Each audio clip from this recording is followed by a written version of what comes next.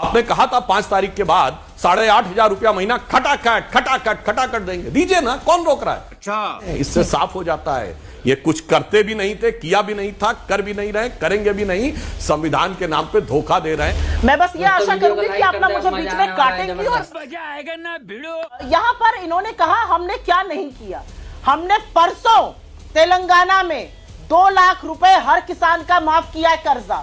आप झुंझुना क्यों नहीं बजाते रहते हैं? क्यों नहीं करते किसानों का कर्जा माफ? 16 लाख करोड़ आपने पूंजीपतियों का माफ किया है। सब कुछ हम कर दें, सरकार में झुंझुना बजाने बैठे हैं क्या? बस हवा निकल गई। ताली थाली बजाने के लिए बैठे हैं क्या? अरे 500 रुपए का सिलेंडर आपको नाक रगड़ के देना पड़ा राजस्थान में क्योंकि हम दे रहे थे। सारे देश में क्यों नहीं देते 500 का सिलेंडर? आप इतनी सारी राज्य सरकार है, क्यों नहीं देते 500 का सिलेंडर? हर बात में बस बतकैया छाटनी है, बाकी कोई काम से मतलब नहीं है। यूपी टेट परीक्षा में जो माफिया ने परीक्षा लीक की थी पकड़ा गया था, योगी जी ने कहा बुलडोजर चल जाएगा।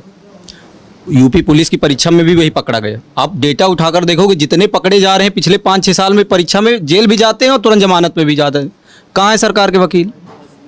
कौन छोड़ रहा है इनको? अखिलेश की सरकार है, राहुल गांधी की सरकार है, किसकी सरकार है बताइए आप? आपकी कह रहे हैं गैस सस्ती करेंगे, 500 में राजस्थान में बिक रहा है, यहाँ यूपी वाले का पता ही नहीं ना। यहाँ योगी जी हैं, उनको 1000 में बेच रहे हैं।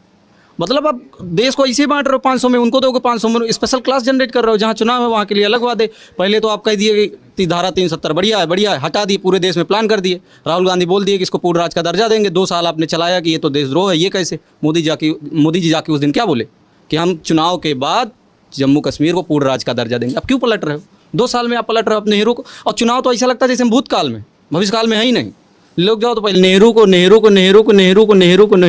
नेहरू ये क्या जानेंगे? इनके नेहरू के नहीं जानते हैं। नेहरू वाले सदन में तो निरहू बैठा दिए। ये दरअसल इन लोगों को यूनिवर्सिटी चाहिए ही नहीं। इन लोगों को चाहिए लहंगा टेक्नीशियन, साड़ी टेक्नीशियन। जितने लहंगा अभी कुछ दिन पहले कहे थे ना कि जो है मुजरा कर रहा है विपक्ष वोट के लिए।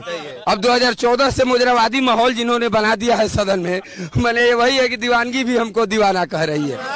बात यही है। दूसरी चीज भैया मैं ये कहूंगा कि इनकी भाषा शैली, और अभी तक 10 साल के कार्यकाल में एक बार जो प्रधानमंत्री शैली के भाषण होते हैं उसमें नहीं उतर पाए। और भाषण किसी भी नेता के अभिव्यक्ति की पहचान है। चाणक्य का एक श्लोक है कि आचार्य कुलमा ख्याति देशमा ख्याति भाषणम संप्रभम स्नेहमा ख्याति बपुरा ख्याति भोजनम। नेता का जो अभिव्यक्ति का परिचायक है, जो अभिव्यक्ति का पेशकश है, वो भाषण है। आप अच्छा भाषण देते हैं, अच्छा बोलते हैं, एकल वक्ता नहीं कि हम बोले कोई जवाब दे तो कमेंट सेक्शन भी लॉक कर दे। मुझे मालूम नहीं तुम्हारी माँ ने तुम्हें क्या सिखाया, लेकिन मेरी माँ ने मुझे यह सिखाया कि हालात को अपना गुलाम बनाओ। गुलाम बनोगे तो कुत्ता समझकर लात मारेगी दुनिया, और गुलाम बनाओगे तो शेर समझकर सलाम करेगी। मेरी माँ ने, तुम्हारी माँ ने